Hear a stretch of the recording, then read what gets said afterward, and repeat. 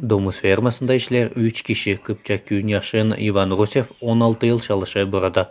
Nişanlar hani hepsi mallar gün günden pahalanır.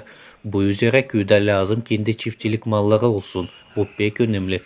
Savaşsız büyütme Umut Kurçuk'a canasılan insan adı. Olsun insanda hepsi pahalı oldu. Hepsi de canlar büyüdü. İnsan baksın bir Umut Kurçuk. Sılınlıçık olsun ister. İsimli arayanlarsın. De bu главное. Hem doğruluk olsun size. Neyse.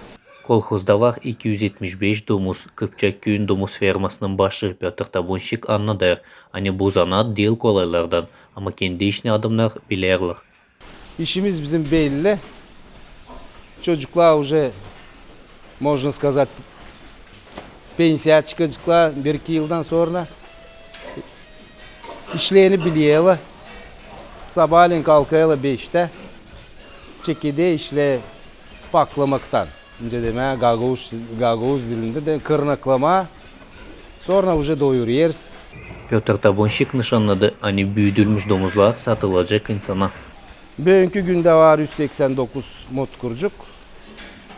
Onu savaşıyoruz büyütmeye, sakranit etmeye de biraz satılacak insana ne de kalacak onu savaşıyoruz büyütmeye öteye doğru.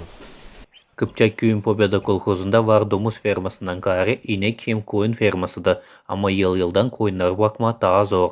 Neçinki çayırlar azaldı. Yok nerede otlatmak onları. Oleg Dologlu, Alen Tarfınos, Kıyakta haberler.